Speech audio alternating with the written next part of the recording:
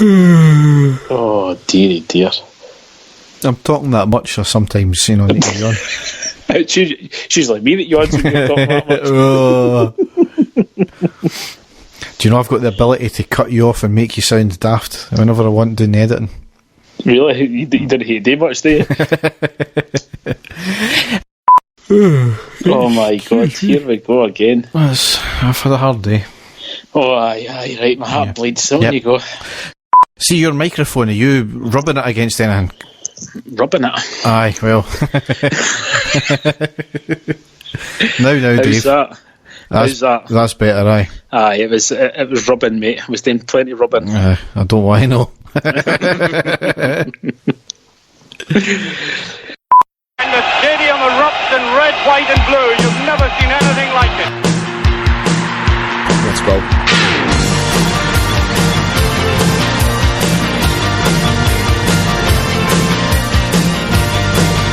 Manchester, brace yourself. Rangers are coming! Hi everyone and welcome to the next episode of the I Ready podcast. As ever, I'm your host Derek and with me is my co-host Dave. How are you doing, Dave? I'm very well, Derek. How are you? Not bad. It doesn't feel like 2 weeks ago since we've done this.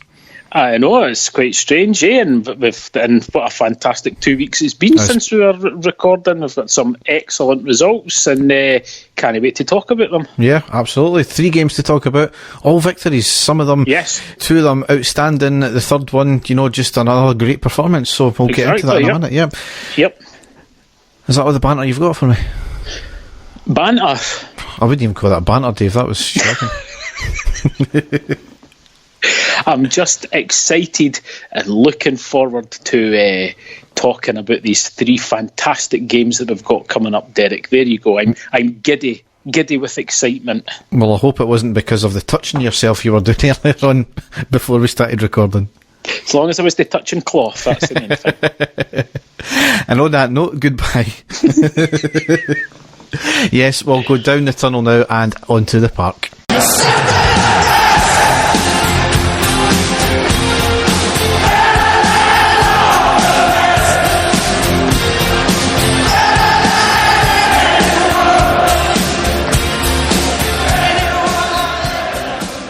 So the first game we've got to cover is Sunday the 3rd of November. It was a 3-0 win against Hearts at Hampden in the League Cup semi-final.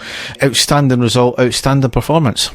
It certainly was, Derek, and dare I say, a monkey off our back getting into the cup final, and we did it in style. Yeah, absolutely. Obviously going into the match with a wee bit of trepidation given the fact that Hearts played well against us the last time and got a 1-each draw. Yep. Different kettle of fish this time though. We knew what we had to do, and as you said, the monkey off our back, the hoodoo of Hampden broken as well.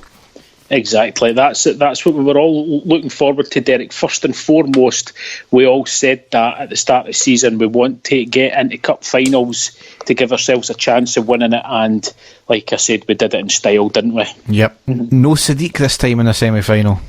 Exactly. So we actually had forwards that we could trust, shall we say. So. Yes, so we lined up McGregor, Tavernier, Goldson, Helander, Barisic, Davis, Kamara, Jack, Kent, Ojo and Morelos. On the subs bench we had Fotheringham, Defoe, Flanagan, Aribo, Katic, Barker and Arfield. So really, the first 15 minutes, both teams kind of feeling each other out. We had the bulk of the possession and were knocking it about well.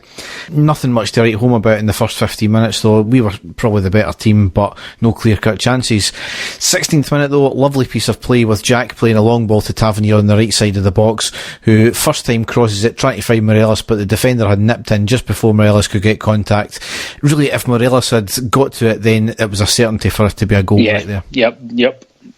18th minute, Ojo cuts inside, feeds the ball to Jack on the edge of the box, who takes it forward, creates space for himself, gets a shot off and making the keeper pull off a good save. Really good from Ojo there. We're starting to maybe see what he was all about there.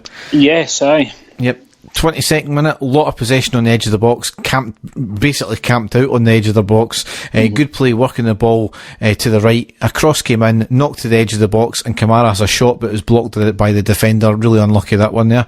Yep. Just a minute later, lovely move with Jack on the right, feigns crossing, cuts inside, passes to Tavernier in the box, who shoots and forces the keeper to make a save out for the corner.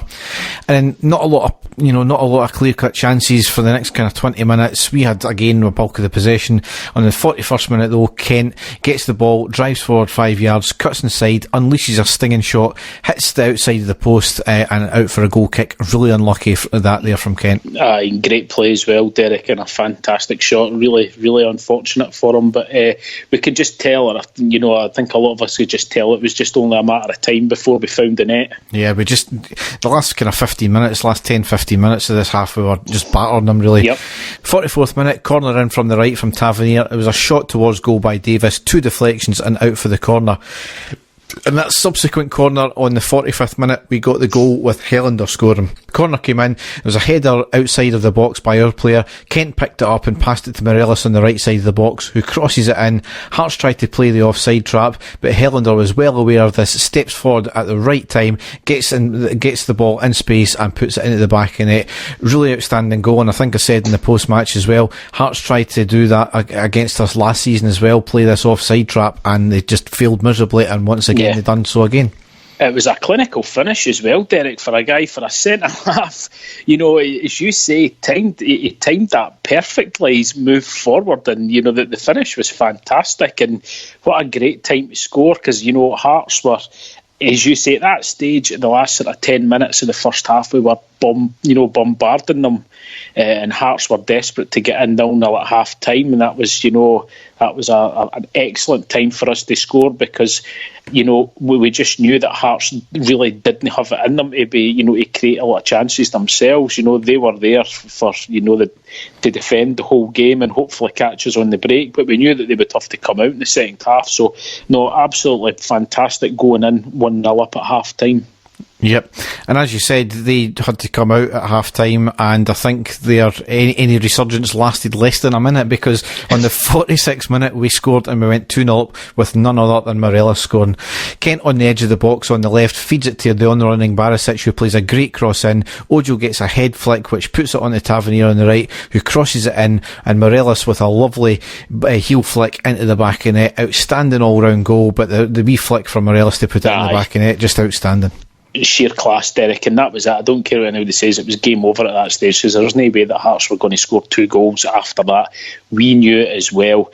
An absolutely fantastic time again to score, because it settled. If there was any nerves there at all, which I don't think there was, but if there was anything niggling there, that just settled it for the team. And we were just we were in a total high at that point. Great start to the second half. Yeah, obviously we'll have to mention this was Hearts' first game after giving Craig Levein the boot. Yep. So it was Austin McPhee in charge as well. So completely a different Hearts team as well. They seem to go into their shell, but I think that was largely how we played.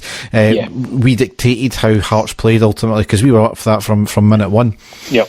51st minute was a corner for Hearts with a header just by the post. 57th minute, down the left hand side, great cross into the far side to Jack by Barisic. Jack tries a shot on the half volley, doesn't connect properly and bounces off the ground, but it was looping goal bound, and the keeper had to make a save and put out of the corner. A bit of fortune that one, but it was quite unlucky at the same time that it never went in. Yep. 58th minute, Ojo down the right, tries to cross it in, doesn't get past the first defender, however rebounds out to Morelos in the box, and he rifles a shot into the side netting. And then though, he scored a second goal, Morelos, on the 62nd minute to make it 3-0. There was a throw-in on the left, Morelos heads it to Kent near the touchline, Morelos runs towards the box, Kent takes the ball forward, gets into the box, cuts it back to Morelos, who controls it with his first touch, and he blasts it into the net with his second touch. All started really from Morelos, and just an outstanding, outrageous goal, to be honest, the way he flicked it. He is just absolutely incredible at the moment, Derek, isn't he? He only has one thing on his mind, and that's scoring. And even when he's away, he's starting a lot of the moves himself. and finishing them. He's just been absolutely sensational at the moment for us.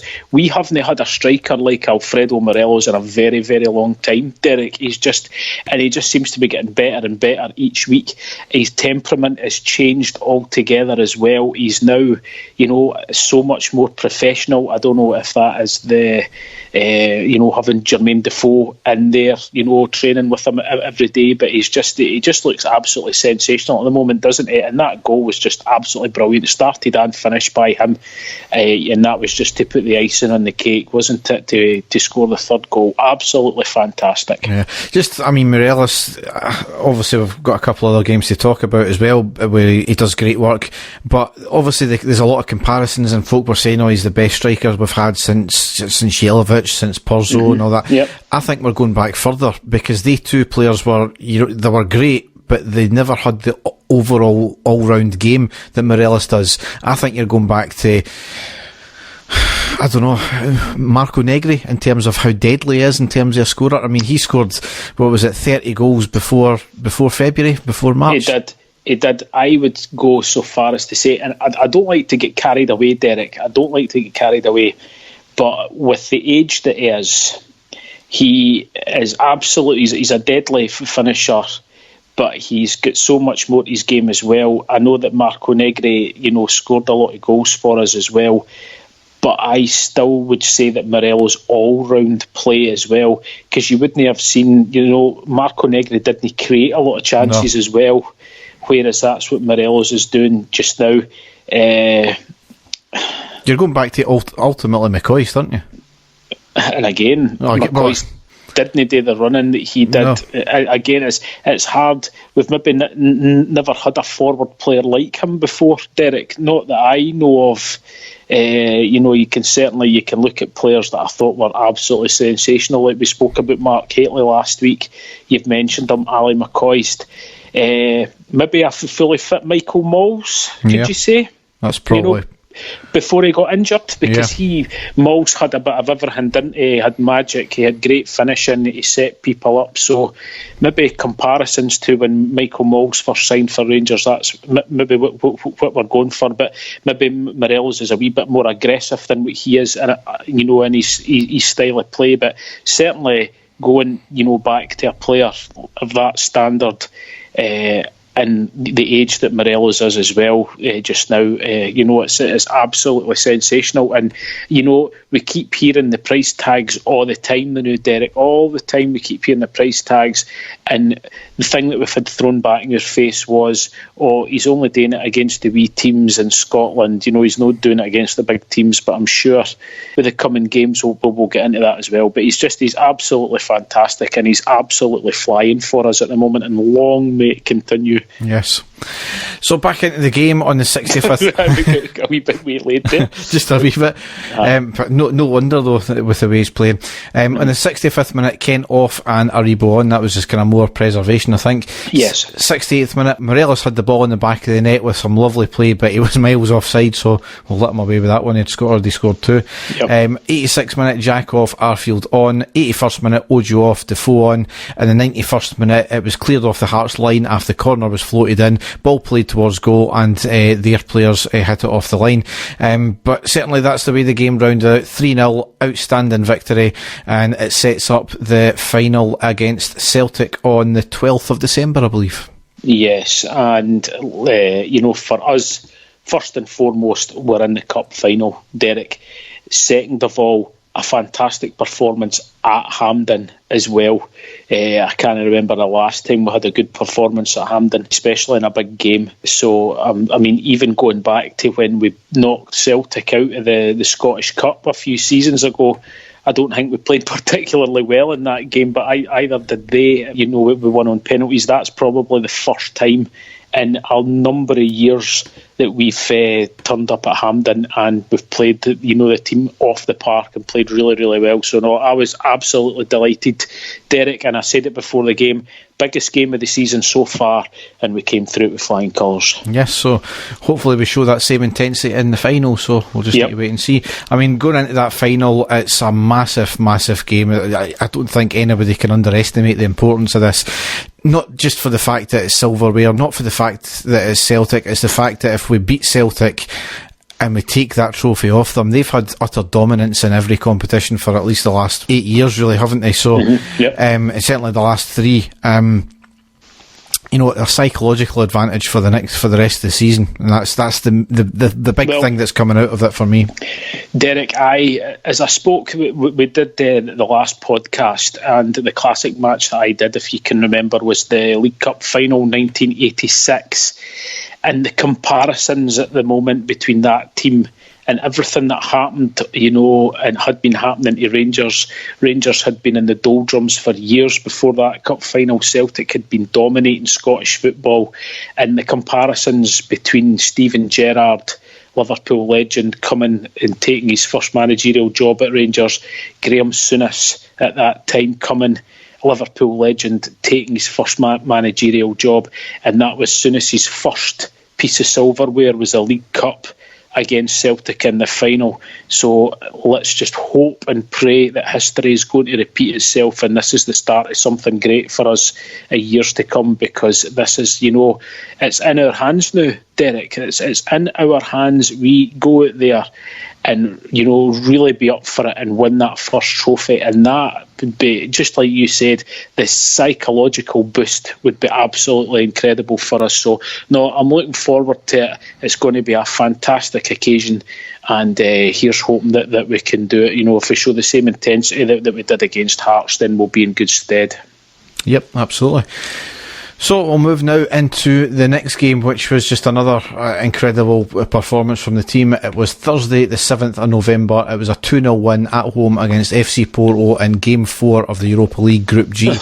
Dave, one of my mates, texted me after hearing your post-match in this one, and he had thought you had just had a wee bit of fun with yourself just beforehand, because that's the way you sounded.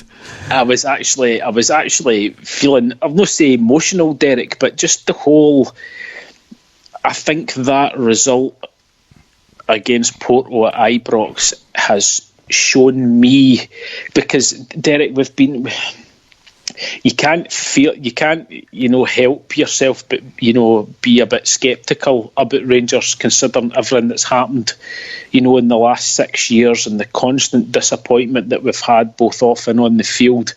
And I think the reality that after that game, to me, to say, look, you've been worrying about the team a lot, and this is what they've just done. They've just beat, let's be honest, Derek, one of the biggest teams out there, especially in this competition. A phenomenal team, and it just hit me as I was doing the post match how incredible a performance, how incredible a result it was, and it's just a fantastic night for all us supporters. I'll let you get into the match report. A day before the game, Rangers announced that they had released another batch of tickets. Later on that same day, a hoax online was produced saying that we are closing part of the ground for up to 10,000 seats due to the singing. No particulars or no charges or anything like that. It was all branded UEFA, had the badges of Rangers and all that kind of thing. Rangers fans liaison officer had to come out and state it was a hoax as well. The obsessed fans out there, they have no bounds, have they? No, absolutely none, Derek. But we know that. We know that they'll try anything. It's inbred into them. This whole they're inbred. We all knew that, Dave. Come on. This whole inferiority complex, Derek, is incredible, considering how far their team have been in front for considerable amount of years. That's why one trophy, Derek. If we go out and win that League Cup, that's a huge blow to them. But as you say, but I'm not surprised by the lengths that they would go to try and either get us the fans wound up, or try to spread as much malicious bullshit as they possibly can. It really does go. They show no bounds whatsoever. No. So in terms of the team, we lined out McGregor, Tavernier, Helander, Goldson, Barisic, Davis, Jack, Kamara, Barker, Morelos and Kent. On the subs bench we had Fotheringham, Edmondson, Flanagan, Aribo, Arfield, Ojo and Defoe. Now the one thing that comes across from these three games is we've been used to having 4, 5, 6 changes sometimes between games. I think there was only one change in this team, and there was 2 changes in the next game as well. So we've had a fairly settled team for the last 3 or 4 games now. Yep. So on the 7th minute, it was a short corner from Porto on the left. It was whipped in. Their attacker managed to get a shot off and cleared off the line by Kamara. So early doors, we knew it was going to be a tough fought game, but certainly that was one of the first things that we had to come against. But to be honest, that was the only clear cut thing I think they've really had for the rest of the game. A couple other plays, but that's been about it. That was the closest they came. After that, for the next 18 minutes, I missed because of the stream going down. I try to get an actual stream when it's not RTV on a European night is a pain in the arse. So I struggled for a bit there. I meant to go back and watch, but I completely forgot, to be honest. But I think from what I heard, we played not bad, but not great either. They were kind of sort of feeling each other out, Derek. Porto definitely had the bulk of the possession, but our back four were dealing with anything that was coming in. I think, in my opinion, it's probably the best performance that Goldson and Helander have had together as a pairing in defence. Anything that was coming into there, Goldson was winning straight away. It was absolutely phenomenal, and Helander was just sort of sweeping up just behind him if there was anything that got through. So, as you say, apart from that one early chance that that Kamara did the goal line clearance, they were having a bulk of the possession but not really getting anywhere with it. But it was a wee bit frustrating for us because they were very, very good at closing us down, Derek. They were, absolutely brilliant. We weren't getting, 2 and 3 passes strung together. We were getting dispossessed constantly, and that was the worrying thing inside the first 25 minutes for me. But as you say, looking back on it now, even though they were doing that, they didn't really fashion a lot of clear-cut chances against us, which is great for us as well. But then after that, once we had weathered that early storm, around about 30-35 minutes, we were starting to come more and more into the game, and that's when I started feeling a wee bit better. We were getting Ryan Kent on the ball, which I'm sure you're about to get into as well, and he was starting to become, a nuisance for them. He was starting to look more and more dangerous, as that first half went on. Yeah, I mean, it was quite strange. It was kind of almost like a carbon copy of the first game against them, where they had a lot of the play in the first half an hour, and then after, I think it was in the first game after they scored, we started to come out of our shell more, and we played, and fortunately it never taken a goal for us to get going this game. Yeah. But in the 27th minute, we had a shot blasted over the bar from outside the box after some good play. Ball just wouldn't sit right for a number of players there.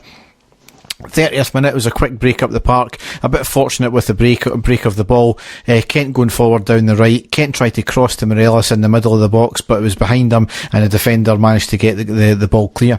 31st minute, Barisic was given a yellow card. He clearly got the ball after sliding in. He did take the man, but absolutely nothing malicious in it at all, and it was just poor refereeing, I think, there.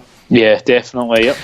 Probably the closest that Porto came was eventually ruled offside, but it was an outstanding save from McGregor after a free kick floated into our box from about 35 yards. Their attacker got his head to it from about 7 yards. It was going into the top left corner, but McGregor managed to pull it, an outrageous save, jumping one-handed save, and put it over the bar. He wasn't to know it was going to get ruled offside, so he still made the save anyway. Just that guy shows his class time and time again. Yeah, no, it was a fantastic save, Derek. It was like absolutely out of this world. Actually, I think we're playing it down a wee bit by saying it was fantastic. It was a absolutely tremendous save, and as you say, at that point he didn't know that it was offside. So as far as he was concerned, that he was keeping us still in the game. So no, absolutely brilliant. Yep. 46th minute, Barker had a shot over the bar after a short corner was worked in. I think you've got a wee bit more commentary about that, because I was still struggling with our stream there. It was I looked back in that one, it was he should have done really better there. Yes, he should at least have hit the target with that one, Derek. It was great play, and the balls, played right in front of him. All he had to do was sort of hit the target. Barker was pretty, I don't know if he was caught up in the moment or no, Derek. He wasn't at his best, in my opinion, in the first half. He got caught a few times, I do like Barker, Derek. I think he's a great option for us to have, but he couldn't get going at all in the first half, really, and that was a great chance for us at that point. Yep. So into half time, I can't really be disappointed with that one. We're playing a great team at the end of the day, but we've more than held our own at that point, and little did we know what was going to come. Yes. 53rd minute, Kent with a shot wide after getting the ball on the right hand side. 60th minute, lovely play working the ball from back to front, ending in Kent getting the ball on the edge of the box on the left, facing away from the goal, has a lovely turn and shot, forcing a great near post save by the keeper and out for the corner. Great play, Yep. 63rd minute, Barisic free kick on the right, plays the ball into the far post. Goldson leaps up and gets his head to it, but it was just too high for him and he put it wide. A minute later, on the 64th minute, Barker came off and Arfield came on, and that was maybe the turning point of the game when we really screwed the nut at that point. Barker, he tried. He maybe never had his best game, but you've got to praise the guy. He done his job at the end of the day. And as I said, that was maybe the turning point. I don't know if it was anything specific Arfield done, or it was just there was a change in mentality of the team, or a change in the formation, or something. But we screwed the nut then.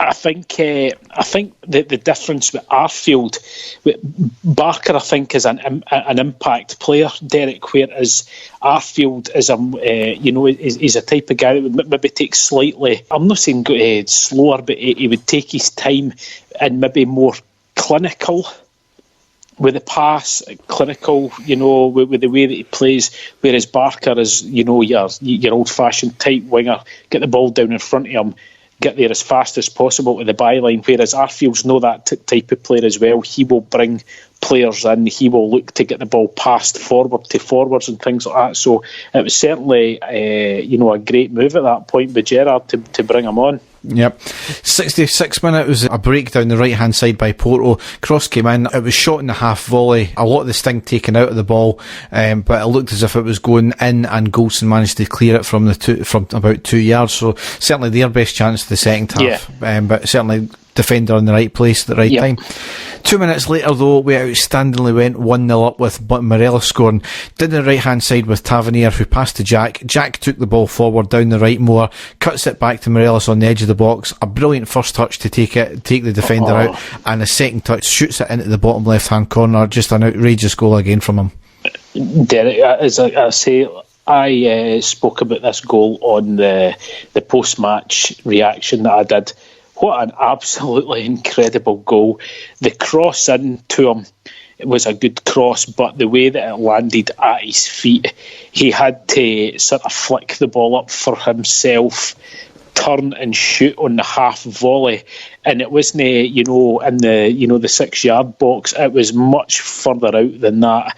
And the power and the accuracy that he hit that ball was absolutely sensational. It really was.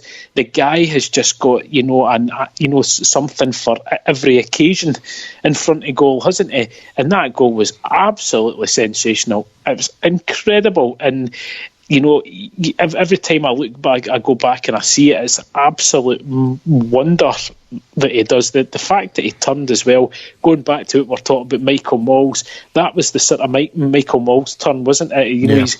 He's back to goal, one touch, turn and shoot. But the fact that was in the half volley as well, Derek, absolutely incredible goal for Rangers, incredible goal for him.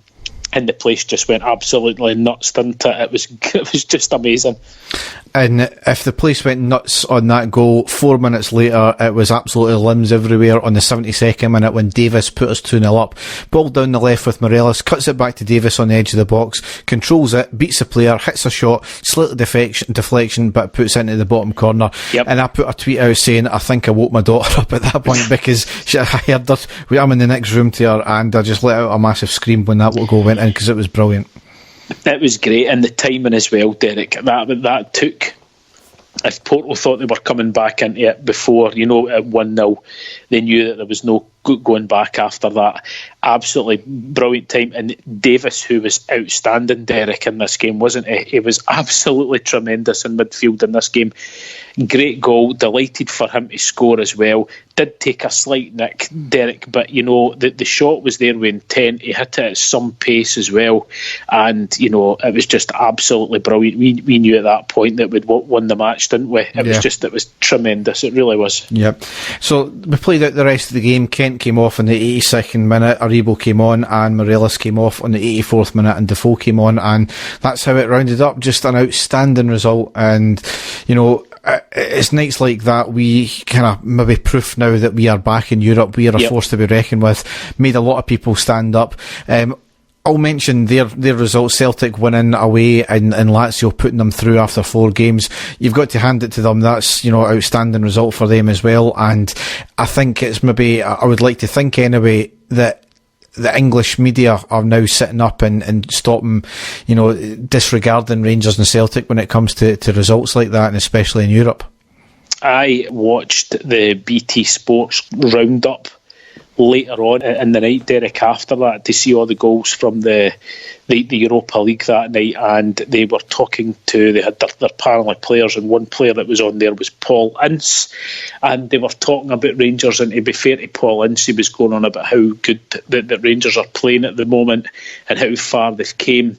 Now obviously the Steven Gerrard factors there, they're going to talk more about Rangers because he's Steven Gerrard, because he is a legend in English football. And the first thing that Paul Ince said when they were talking about Alfredo Morelos was, that's the player that Manchester United need at the moment. That was his actual words there. So if a guy like Paul Ince is saying that Morelos is the type of player that could go down and play for Man United, then in this current market, how much is he going to be worth, Derek? Let's be honest. I mean, there's the thing, Man United are crying out, somebody like Man United are crying out for a striker like that, a deadly striker who's got everything in his game. So we're talking how much right now. Me and you spoke last year, and they were banding about 10-12 million. There's absolutely no way that I would accept that for Alfredo Morelos this season. Absolutely no way, because he isn't just scoring against teams in Scotland. He's proven it time and time again in the Europa League, and he's now constantly being picked for his national team as well, Derek. So he's worth it at the moment. I would say at least double that at the moment. Do you think it's inevitable, Derek, that he's going to be away next season? Do you think he'll be gone? I think there comes a point where if we get a solid offer and we need to accept it, anything above, it's kind of hard to say because of, he's coming from Scotland, and obviously the money that Celtic get for their players is largely down to the fact that they've played in Europe. We're now playing in Europe. We're playing well in Europe, and we've got players that are scoring in Europe. So certainly, I know this might sound pie in the sky, £25 million plus for Morelos. I would say, Derek, I think I agree with you 100%. Going on from last season, I think everybody thought, is he going to be as good this season as he was last season? He's actually better this season than he was last season. And I could see him smashing. If he keeps going the way he is, he'll smash Marco Negri's goal-scoring tally when he was playing for Rangers in the one season. He'll absolutely smash that. And he's just a complete terror, isn't he? And that's, against top class sides now. I mean, is that him scored in almost every round of the Europa League for us now? I think he scored 11 or 12, I think. Aye, absolutely. I mean, that's a fantastic achievement, Derek. Absolutely fantastic. And, I just hope and pray that he keeps going. If he is going to leave, and I think everybody thinks eventually he will go, but I just hope that he goes out all guns blazing and he's got a load of trophies that he's won with us, because, the way that he's playing now, he is our superstar, isn't he? And he's just fantastic. I think a lot of these players, and if he's getting advised properly, he's got to think about his career in terms of, the money's going to be there at some point, but does he want to stay here and actually win trophies? Or does he want to go to, unless you're talking about your I'm trying to think. Unless you're going to go to Man City or Liverpool or your Champions League, regular Champions League teams, because you can't count Chelsea now, they've got a transfer ban. Man United and Arsenal are pish. You know, Leicester, they're doing good again this year, so, and you've obviously got a manager there who knows what Morelos is capable of. So unless you're going to go to one of the ultimate top teams, you are not going to win any trophies in England, are you? So, no, that's right. Aye. So when players look back in their career, they can sit an amount of cash, but how many of them can actually say we've won trophies? There's not a lot of them. Well, you've got to look at another striker that we've got, Derek, and Jermaine Defoe. I mean, I think Defoe's got one. I mean, for a guy, his ability, his experience, especially in the English game, I think he's maybe got one FA Cup winners medal, something like that. So, I mean, you know, I would like to think that he would be saying to him as well, look, I'm here to try and win some trophies. You need to stay as well. But only time will tell. We just need to appreciate the guy at the moment, Derek, that we've got, and we do have a superstar in our team at the moment. Yeah. League Cup in 2007-2008 with Tottenham, that's what Defoe's got. That's the only trophy he's got. Yeah. For a guy who is one of the Premiership's best scorers ever, you know. Yeah, but exactly. Anyway, with this not trying to turn into the Morelos show here. I know. Well, basically, after the game as well, it's transpired that Porto have suspended 4 of the players, as after the game they went out partying in Glasgow till 5 a.m. Absolute boys, eh? Where Jack they went? Vicky's. I don't even know if Vicky's is still there. That's the one that burnt down, is it not? Oh, is it? Alright, okay. Anyway, into the next game, Sunday the 10th of November, away to Livingston, and we won 2-0. We lined up McGregor, Tavernier, Goldson, Helander, Barisic, Jack, Kamara, Aribo, Kent, Morelos and Arfield. On the subs bench we had Fotheringham, Defoe, Davis, Ojo, Flanagan, Katic and Stewart. Now this always had the possibility of being a banana skin. Didn't it? And I think everybody was worried about that, Derek, considering how well that we'd played on Thursday, and you know the exertions, you know how that would play out. And possibly, just like you say, that this could be a banana skin, because you know we've not had a lot of luck at Livingston before. We've had a few tricky games. We knew it was going to be a physical game, and I think we all had that wee fear at one stage, didn't we? I think so, but I don't think there was anybody else than us that was going to score in the game, to be honest. Yep. You know, it was really just all us. Anyway, there was a minute's silence for Remembrance Sunday before the kick-off, which was, as ever, impeccably observed by both teams there. Yes. 6 minute, Jack got the ball from 30 yards out, cut it towards the middle, has a shot, deflected back off the defender, was going into the post of stamp, but the keeper pulled off a great dive and save and out for the corner. Unlucky that there. 21st minute was a penalty claim for us when Morelos was bundled off the ball. It was not given. The player did get partial of the ball, and I don't think it was as clear as to the referee or linesman as it could have been. Yeah. I think the player maybe just got enough, or the referee was unsighted, so he never gave it. 30th minute, lots of possession, knocking it about well. Opens up for Kent, who hits a 25-yard shot just wide of the right post.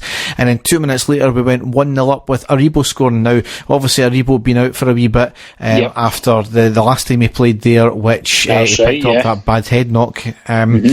So good. It was a good retribution, that one there. It certainly was. Yep. It was a sweeping move. Arfield passes forward to Morelos on the right, who then cuts it back inside to Arfield in the middle, who then passes to Aribo in space on the left and hits a first-time shot past the keeper.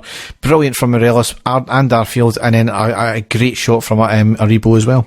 Superb goal, Derek. Absolutely brilliant, clinical, high, past the goalkeeper, hit it at pace. As you say, the build-up play before that was, superb again. Great movement, by Alfredo Morelos. We really need to stop talking about him. Great movement, but again, like I said about Scott Arfield, it's maybe not happened for Arfield in front of goals, but when he does come on, he is creating chances, he is seeing opportunities, Derek, and it was him that opened the play up for Aribo, and like I said, fantastic finish and well deserved 1-0 lead. Yep. On the 39th minute, it was great play down the left by Barisic, getting past the defender, crosses it in, ends up at Morelos, who has a shot but blocked by the defender, comes back out to Kent on the right hand side of the box, who cuts it back and passes to Kamara, who has a first time place shot that was bending, and an incredible save by the keeper out for the corner. Really unlucky there, Kamara coming onto a game as well. I thought it was heading right into the top corner, Derek, the way he hit it. It had fantastic strike for him, and as you say, a tremendous save by the goalkeeper that, really should have been the second goal. Yep. So into half time, can't be really unhappy with that. 1-0, only team in it, and it really continued. Because none other than the man we're going to rename this pod the Morelos podcast. I think we should do. On the 51st minute, he put us 2-0 ahead. Barisic on the left plays a long ball down the right wing for Morelos, gets the ball, gets into the box, cuts inside slightly, hits a shot at a very tight angle into the bottom far post corner. Another stunning goal for him to finish, and just how he's seen that from that angle. Suggestions that he might have been offside, I think he might have been, maybe by a half a foot, but referee never flagged it, so one of our ones we finally get. The fact he was so close to the defender as well, Derek, but how on earth he can have the defender all over him on the byline like that and still manage to get a low shot away, and he had no right scoring that goal, Derek, because the goalkeeper had narrowed the angle, so it was just so clinical right into that bottom corner with a bit of curl on it as well. It was as if it was like a really sort of hard curved pass right into the bottom corner. He knew exactly where he was putting the ball. Absolutely sensational again. Yet another, different type of goal that he scored for us. Absolutely on fire, like we've said. And, again, that goal coming at a great time for us, really killing the game, because as you said before, Livingston never looked like scoring, did they?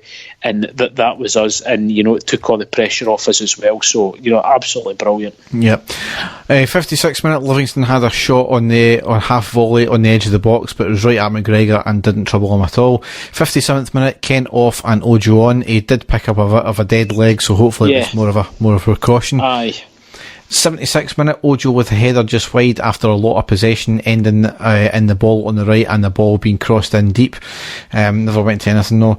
80th to 82nd minute, RTV went down, but in that time Morelos did come off and Defoe came on. Yep. 85th minute, Barisic had a shot in the box on the left, goes under the keeper, bounces off the ground, up and hits the inside of the far post. Just a bit of unluckiness that kept that ball out there. Yep. And 86th minute, Aribo off and Stewart on.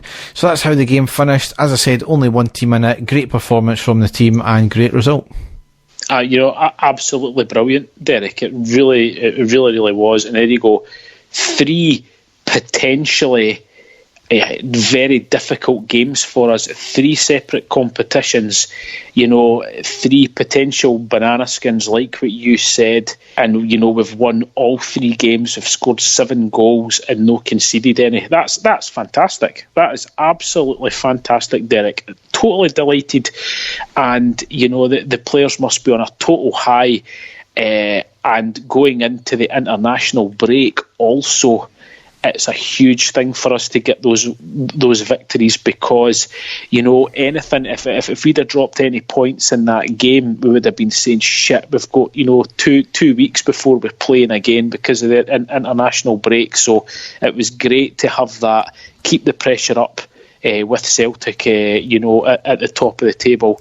I'm delighted, Derek. I know you are, and the vast majority of Rangers fans at this moment in time are as well. So Yep. So in the league, we are played 12, won 10, drawn 1, lost 1, scored 35, conceded 7, goal difference plus 28, and we're on 31 points. We're sitting in second on the same points as Celtic. They've got a +1 better goal difference because they've scored 1 more goal than us, and apparently that's because it was an OG as well. So is that right? Okay. That's the kind of fine margins we're talking about this year. Yes. And it's the way they're playing, with the way we're playing, it is going to go down to the wire. It could unbelievably come down to the Old Firm games. So we've got to be very wary of them. Exactly, yes. Now, we have, Derek, going into this season, there's certain things that I said that we really need to do to get the monkey off their back. We've done one already, which is getting to the final at Hampden, which, you know, is any man's guess with the way that both teams are playing. Both teams are playing really well.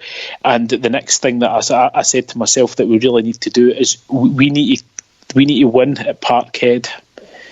I said that to myself as well, and I'm not talking about for, you know, getting the 3 points and stuff like that, just for the psychological boost that it would give us to go to Parkhead and win. That would be a huge thing for us as well, and we're certainly capable of it, Derek. We've got the squad to do it and the players to do it, so here's just hoping that the belief's still there and we keep going. But at this moment in time, it's, you know, we're in dreamland at the moment. It's absolutely brilliant, and long may it continue. Yes, just in terms of the gap between second and third, it's currently sitting at 7 points. It's Aberdeen that are in third, and we've got a game in hand, so basically, you know, a potential 10 points ahead after like 12, 13 games just shows you how far ahead we are this year. Exactly. In the Europa League, we've played 4, won 2, drawn 1, lost 1, scored 5, conceded 3, goal difference +2, and we're on 7 points. 7 points as well. Young boys are on that as well. They beat us, so they've got a better head-to-head. Feyenoord and Porto are both on 4. We've got a better head-to-head than Porto because we beat them, and we've beaten Feyenoord as well already. So we could, in the next game, which we'll get onto in a minute, the next game is against away in Feyenoord. If we win that game, we are pretty much guaranteed to get through. I think that there is a possibility that all teams, that is another team that could end up in 10 points as well. If young boys were to be beaten by Porto, they would go on to 7 points. Porto would stay on 7 points, and we would be on 10. We would be on 10. But even if we lost the next game and Porto won their game, we would have a better head-to-head than Porto, because so ultimately we win, we're through. However, there is a possibility, depending on what happens with the other result, if we draw against Feyenoord, then we could go through in the next game. So all to play for, all in our hands. We can only throw it away now. In Rangers teams of the past in Europe, I mean, we've been in this position before after 4 games. Just you've took the words right out my mouth, so I'm not counting my chips. But there's something different about this team where it's almost like a never say die attitude. So I've got full faith in the players to do it. We know what we've got to do. And I know that I've slavered on about him enough, Derek, but we have got Alfredo Morelos in our team. Do you know what I mean? So it's, you know, I think we could go almost anywhere in the, you know, in European football and have a chance of him scoring a goal. So, you know, I'm looking forward to the next game. On to the next game, which is against Feyenoord away. Going slightly off topic, but did you see the banner that the Feyenoord fans put out before the young boys game? Yes. For anybody that didn't see it, it was fantastic. Obviously, like we said on the last pod, our former head coach Dick Advocat came out of retirement and is now the head coach of Feyenoord, and the Feyenoord supporters put on a fantastic big banner which read, "Our Dick doesn't like young boys." I could say something inappropriate about a certain team, but I'm not going to lower myself to that standard. Yes. So that game we're playing against them is Thursday the 28th of November. It's away as well, so there's could be a potential for trouble as well, so I hope everybody stays safe. It's a 17:55 kick-off. We've got a wee bit ahead of ourselves though, because before that we are playing on Sunday the 24th of November away to Hamilton. That's the next game we're playing. That's a 12:15 kick-off. After the Feyenoord game, Sunday the 1st of December at home to Hearts. That's a 1500 kick-off. I'm fed up of playing Hearts already this season. And then after that is Wednesday the 4th of December away to Aberdeen in the Premiership. That's a 19:45 kick-off. So I think you and I will be back probably after the Feyenoord game, or maybe after the Hearts game. So Yep.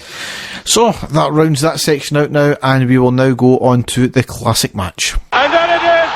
The final whistle's gone! Rangers have won the European Cup Winners' Cup! So Dave, you've got a Old Firm game from 2005 to talk about, haven't you? I do. Going back to like what I just said there a couple of minutes ago, Derek, I think it is imperative that we need to get a victory at Parkhead against Celtic this season. I really do. And this is one of the reasons that I picked this game, because at this stage, when I go back to this date, Celtic had went 11 games undefeated at Parkhead against Rangers, and that was a huge part of their dominance at that stage. And obviously this is the season where we broke that chain under Alec McLeish. You know, it was the Helicopter Sunday league title this year, and this was a game played a huge part because both teams, like they are at the moment, were locked at the top of the league on the same amount of points. So Rangers go in there, Celtic fully confident, obviously, at Celtic Park. So the Rangers team on that occasion, Ronald Vateris in goals, Alan Hutton, Kyriakos, Marvin Andrews and Michael Ball in defence. Midfield for Rangers was the returning Barry Ferguson, just came back when we'd re-signed him. Fernando Rickson playing alongside him in the centre. Thomas Buffel on the right-hand side and Gregory Vignal on the left-hand side of midfield. Up front, Dado Purzo and Nacho Novo. On the bench for Rangers, Alan McGregor, Hamed Namuche, Chris Buck, Bob Malcolm, Stephen Thompson and Peter Lovenkrands. The Celtic team that day, Rab Douglas, Jackie McNamara, Bobo Balde, Varga, Lawson, Petrov, Neil Lennon, Chris Sutton, Thompson, John Hartson and their on-loan star, Craig Bellamy, who they brought in to basically tie the league up for them, or so they thought. Now, in the first few minutes of the game, Celtic were putting us under a lot of pressure. In the 4th minute, Craig Bellamy takes on Marvin Andrews, managed to just get past him. He hits a low strike, but it's well saved by Ronald Vateris. 10 minutes after that, Celtic with another chance where John Hartson dispossesses Kyriakos and plays Bellamy through 1-on-1 with Vateris, but he pulls off a fantastic block to deny him. Still 0-0 at that point. Rangers didn't really have a lot in this game, doing a lot of defending. A few minutes after that, another great save for Ronald Vateris, this time to pull off another reaction save when John Hartson managed to get a foot in for a through ball. The only real threat at this point for Rangers was Dado Purzo. We were able to, find him. He was all over both wings and in the middle, great at holding the ball up, Purzo, and then suddenly turning around and then bursting away at pace. A real handful from Celtic. He kept swapping over to the left-hand side, like I said, and then coming back into the middle. He was our main out ball at that point, and the first sort of real chance came no long after that, where we got a corner by Dado Purzo on the left. There was a cross put over to the right-hand side to Fernando Rickson, but he headed it just out. That was our sort of main chance. But then again, not much longer after that, we won another corner. Barry Ferguson puts it into the box. Kyriakos comes powering in. He heads it just over the bar. So that was probably the clearest chance that we had at that point. Celtic, though, unable to overpower us at this stage, and this was the Marvin Andrews effect that was spoken about before. Celtic had all these big players and they were used to sort of barging folk at the road, putting in high balls. Big Marv wasn't the type of player that you could do that to. He really was playing fantastic. Even he sort of burst the pace as well. He was never known for being the fastest, but in this game he looked really athletic, really, really fast, and Celtic couldn't really do much after him. 39th minute, a sort of half chance for Rangers, playing the ball from Fernando Rickson to the edge of the box to Barry Ferguson, and then to Alan Hutton, who strikes for a long range just over the bar. Really unlucky there, but that's how the half played out at that point. Celtic certainly had the better chances than what Rangers had, but we were growing more and more into the game, and we were making them sort of have to pull off long shots. That's what we were resorting them to at the end. Into the second half, though, an early yellow card for Bobo Balde, a late tackle on Fernando Rickson, a really, really bad one out in the wing. Thankfully, Rickson got up, and Rickson and Vignal at this point in the second half had swapped wings. So Thomas Buffel, he was brought into the centre of the park to play in front of Barry Ferguson.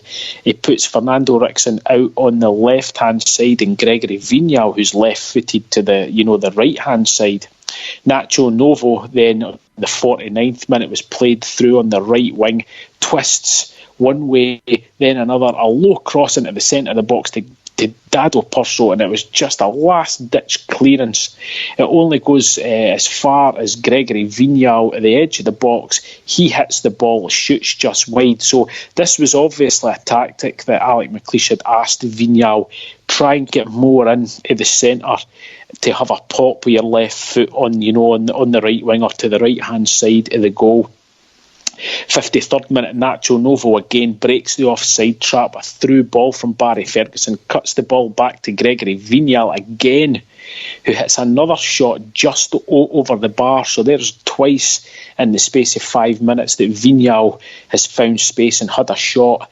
And then it just came 18 minutes after that, 71st minute, and it was Vignal that broke the deadlock for Rangers. It had been coming. Room for a cross.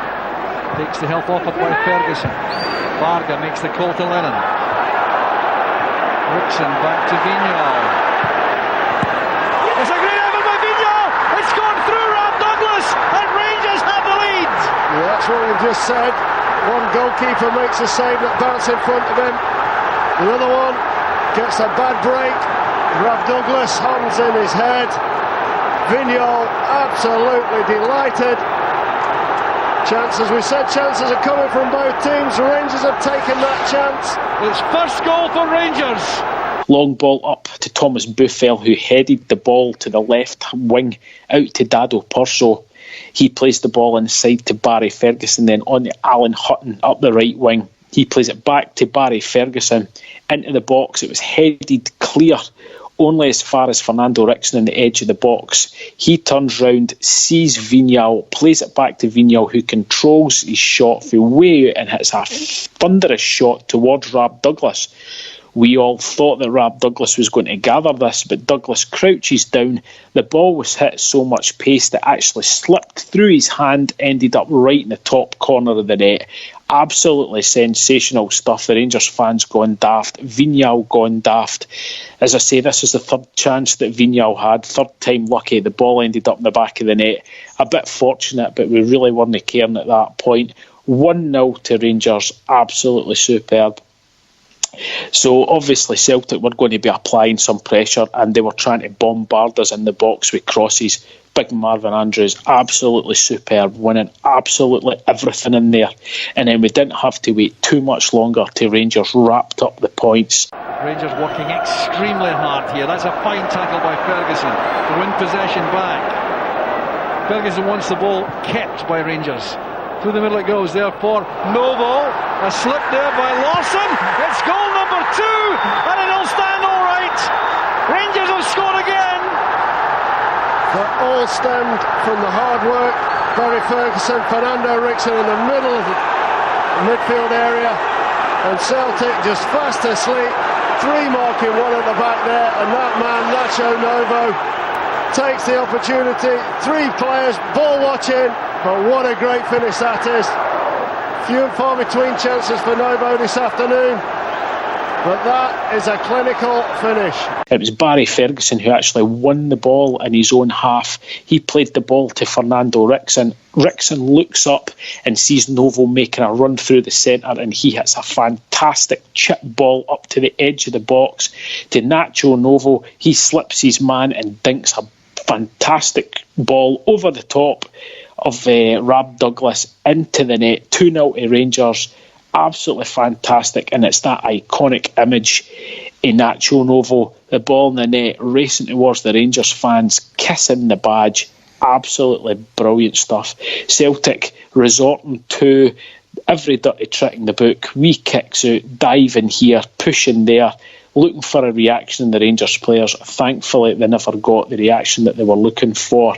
And then in the last minute of the game, Dado Perso wins the ball in the Celtic half, plays it through to Nacho Novo. He races through on the right-hand side, only to the goalkeeper to beat, but hits his shot wide. Really should have scored there to make it 3-0. But the game finished.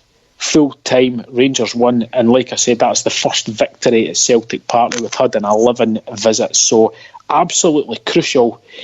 And that put Rangers 3 points ahead of Celtic at that stage of the league, Derek, and we never looked back. And again, it's things like that. It's these victories at Celtic Park that we really need to get for the psychological boost. So that was the reason that I picked that game. Some great memories. Fantastic seeing Nacho Novo scoring that goal again and running to the Rangers fans. Absolutely sensational. What was your memories of that game, Derek? When I watched it back, I vaguely remember the Vignal thing. I've got a really bad memory when it comes to a lot of games, to be honest. So you know what I'm like. But certainly watching the quick highlights, I've got the full game coverage as well there, which I certainly never watched all the way through. But obviously great times, and here's hoping we do it again.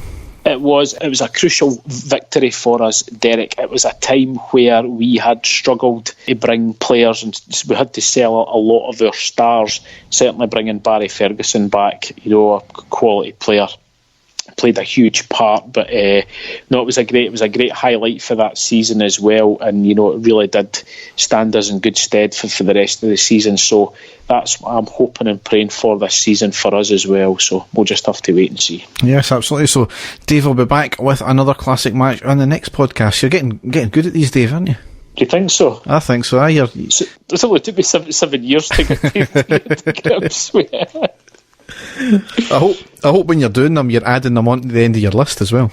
I am, yes. I've actually got a list. I've got a list on my iPad in my notes section of all the classic matches. I thought I better because I made a bit of a fan of myself before doing a game that we'd already covered. Yes, so we'll go now into the news.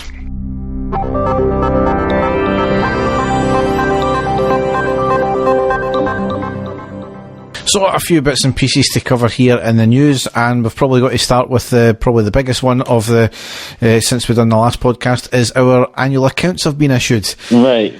So it's not great, it's not bad, it's certainly going in the right direction. However, the media would have you believing otherwise, wouldn't you? Derek, that's it. We're doomed again, according to the media. That's it. We're completely fucked. We're going to have to sell all our star players just to see us through to the end of the season, and basically it's Armageddon, isn't it? Yeah. So basically the long and short of it is the turnover is up by 20.6 million. There was a share issue totalling 18.2 million, with 16.6 million pounds worth of loans converted into shares, making us virtually debt free. 30 million plus has been invested in the squad over the last 3 years, which is an incredible amount for us. Yep. The European participation revenue, 14.3 million. So you look at the way Morelos has been playing, you look at the money that's came into the club since we've been doing the European games over the last 2 years, or certainly this year. That shows you how valuable the European game is. So exactly. Anybody who thinks that the European games are just a distraction need to think again on that one. Yep. And again, you've got to think, Derek, touch wood, if we do make it through past the group stages, the amount of money that we will get as well, it's not going to be Champions League standard, but it's going to be a hell of a lot of money that we really need. So it's very important, isn't it? Especially if we keep winning games as well. You obviously get more for winning as well. So we've this is what the media have hung on, is the fact that we've made a loss of £11.3 million in the last year. However, what they failed to put in is that last year's loss was £14.3 million. So we've actually carved back £3 million over the last year of that loss. Mm-hmm. What they also failed to see is, I think there was a £5 million worth of investment in Ibrox and Murray Park. There was also one-off costs of litigation fees as well. Mm-hmm. So our operating expenses have went up by about, I think it's 20 million here. It was it's 58.2 million, whereas last year it was 38.9. But again, as I said, there was a lot of one-off expenses which are not counted in financial fair play, which before the Orcs, in fact the Orcs already started on that one. They can't be meeting financial fair play.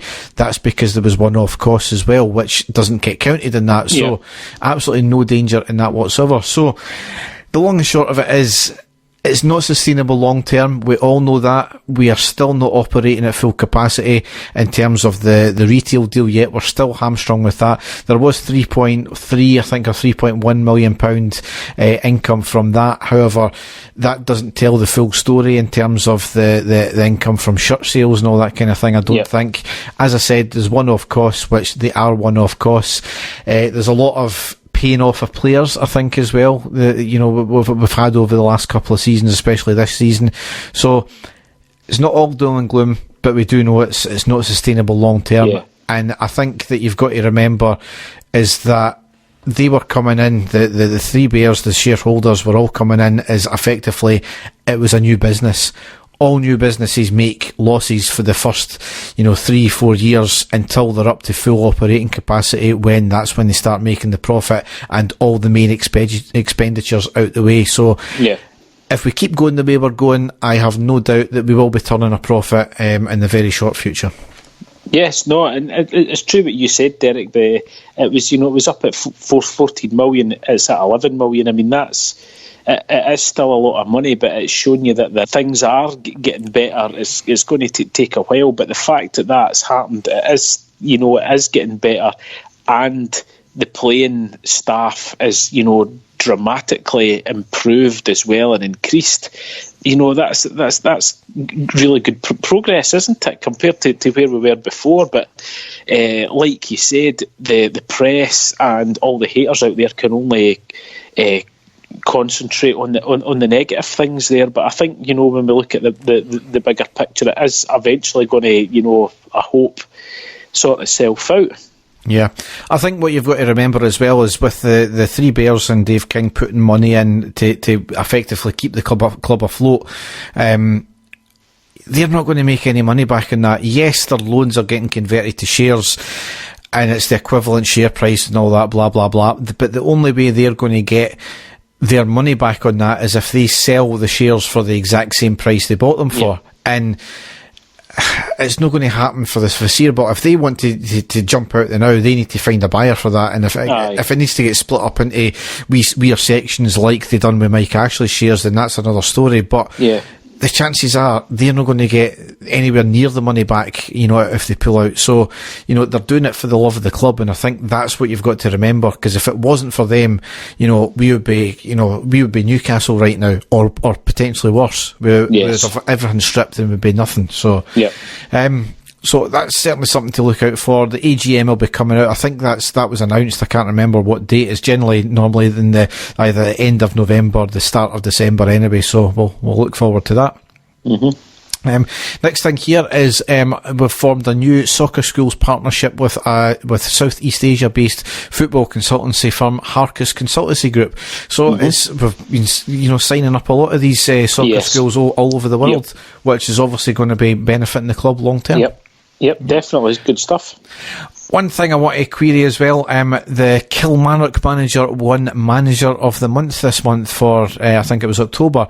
Now, in October, Kilmarnock and Celtic played 4, they won 3 and lost 1. Rangers played 4, won 3 and drew 1. Yep. So how are they, not that, it's bothering me that much, but not that I'm sure it's bothering, Gerrard much either, but how did they tot up this? I thought it was on a points-based system depending on how well your club done. I honestly have no idea, Derek, but you've just, you've read the stats out there. We've done better than both of these clubs in the last month, but it's Scottish football, isn't it, Derek? Nothing makes sense. No, and then it looks as if then it's based on a subjective thing, which that's once again falls into the category of perceived bias. So. But as I said, it's no water off my back. It'll be certainly no water. They'll not be losing any sleep over at the Rangers staff either. So just another one for the SPFL to work out. Yeah.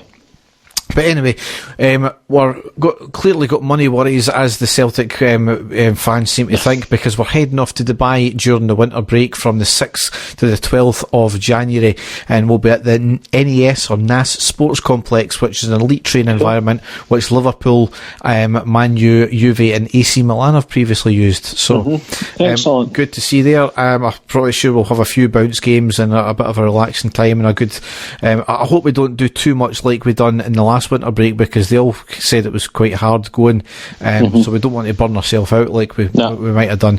We've also partnered up with Emirates Airline and Emirates Holiday to offer discount on flights to season ticket holders who wish to go on holiday to Dubai as well, so that's good to see. Okay. I don't know how much that extends to, but certainly worthwhile if you're thinking about it and you're a season ticket holder. Same day as we played Livingston, the youth team played Celtic at Broadwood, and in the second round of the Youth Cup, and we hammered them 5-0. So we're the holders of that competition. I think we beat Celtic in the final last year, and it's good to see that we're keeping up. And obviously, traditionally, Celtic have kind of dominated the youth department over the last, obviously not from last year, but over the last maybe 7-8 years, and we're finally getting our grip back on that one. Superb. Yep. Bit of sad news here. Ex-9-in-a-row hero David Hagan, who is battling motor neurons disease, has been hospitalised and can no longer speak.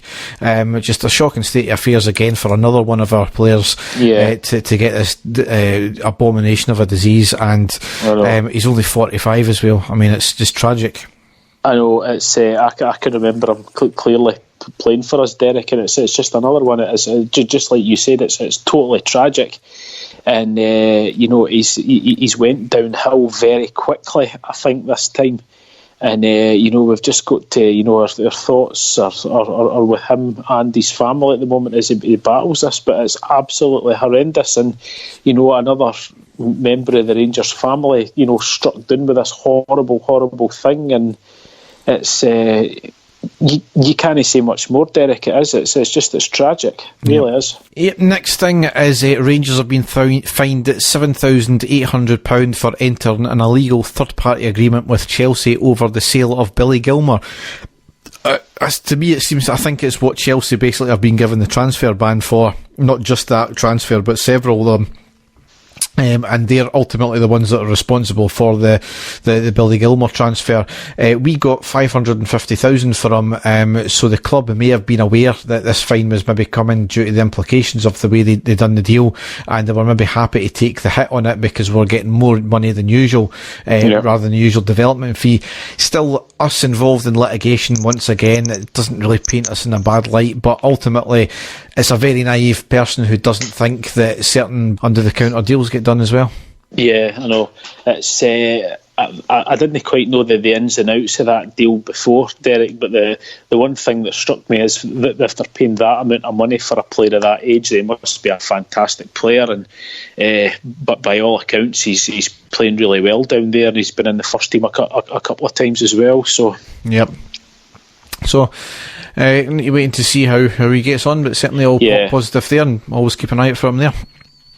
Next thing, Club 1872 members voted overwhelmingly to increase their shareholding to become the fourth largest shareholder in Rangers. So that's £500,000 they've put directly into the club. So excellent, certainly a good one there. Next one here, and the last piece of Rangers news I've got is a Rangers fan arrested after the Kilmarnock game at the start of the season posted a picture of a letter sent to him by the club stating that he's banned indefinitely from all Rangers games and his season ticket has been forfeited without any compensation as well, and that's due to him being arrested after the game as well, and it appears to be because he ran onto the park as well. The person in question has to contact the club after his trial to get his season ticket reinstated if he's found not guilty. It's really poor from the club on this one for me, or rather more specifically, it's really poor from the security officer because it was titled from him. I think this is where the fans are quite, some fans are quite correct, and the club need to show a wee bit more support to the fans. Yes, he's run onto the park. Yes, it's an offence to do so. It's charged under a breach of peace. Yes, it's not the biggest offence. He should have been more aware of the issues and implications. I don't think he was a silly wee laddie. He was certainly a grown man. He should have known these things. But at the end of the day, if there's a trial still to come, he's pled not guilty, I think, from what I'm gathering. The club need to surely go in the air of innocent until proven guilty. Aye, yeah. I'm quite surprised that they've took this stance so early on in it, Derek. So, because if he is found not guilty, it is going to look pretty daft at their part. By all means, if he's found guilty, then the club can say, "Oh well, we were quite right to do that with him." But I'm a bit surprised that they've done it so early on, eh? I think, it harks back until I know that Rangers have to take a hard stance on some elements, and we've praised the club before, even though people have criticised them for it in terms of the singing and stuff like that. When the club overall is getting hammered for stuff and we're losing revenue and other fans are affected, then fair enough. But for one individual to run onto the park, Rangers will, I think it'll be ultimately Kilmarnock get the fine for it because it was in their stadium. Yeah, it's just really poor from the way the club stand on that one. And I think Heart and Hand have said it a few times in their podcast as well, with the Blue Order when they first started up. They basically got banned by the security officer. I don't know if it's the same one, from all those years ago, but they got banned for apparently singing songs, and it turns out that the people in question weren't even in the stadium at the time. So I hope it's not a knee-jerk reaction from the club and just them stating that basically making out as if they have to be putting a hard line out there. I just felt that they could have handled this one a lot differently. Yes, definitely. So, Christian Mum's rant about a filthy children's book makes it a bestseller. Okay. A dad's potty training book has skyrocketed to the top of Amazon's best-selling list after a furious Christian mum accused of brainwashing kids with filth. Okay. Simon Harris was speechless when he received the hate-filled review of his book Little Budgie Done a Fudgie from a reader called Marjorie on Sunday. Oh, brilliant. Right, there you go. The pissed-off parent claims Simon should be ashamed of himself after discovering that fudgy had another meaning relating to a sex act, and claims she demanded a refund from the online retail giant. Now, Dave, do you have any idea what a fudgy is? Derek, this sounds right up your street. Excuse me? Well, Derek, I'm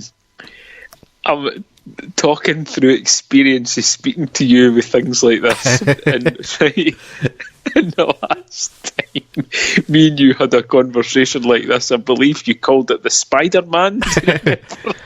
No, it's not that. Right, enlighten me. It is. Now, this is on Urban Dictionary. Now, there's a lot of different meanings for this, but I'm guessing you better watch where you're searching. A fudgy is to give a blowjob directly after anal sex with shit on the dick.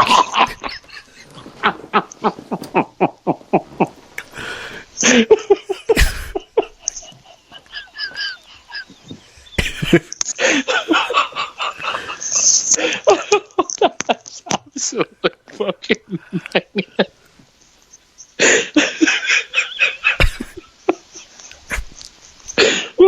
Compose yourself, Dave.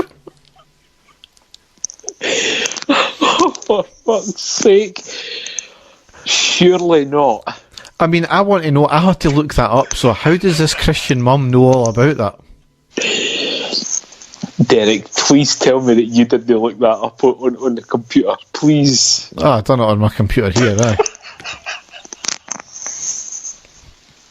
Your name's going to come up in some sort of strange deprived wanted list somewhere. That is absolutely vile. Beyond vile.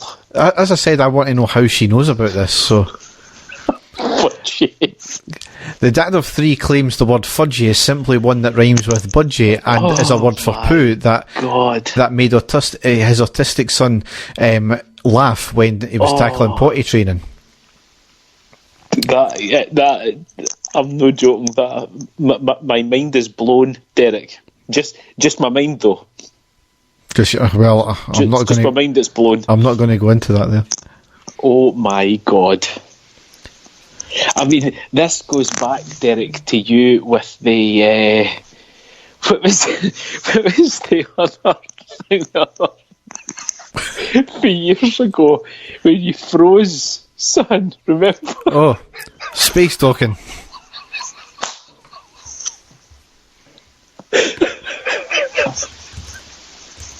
Oh my God, that's absolutely vital.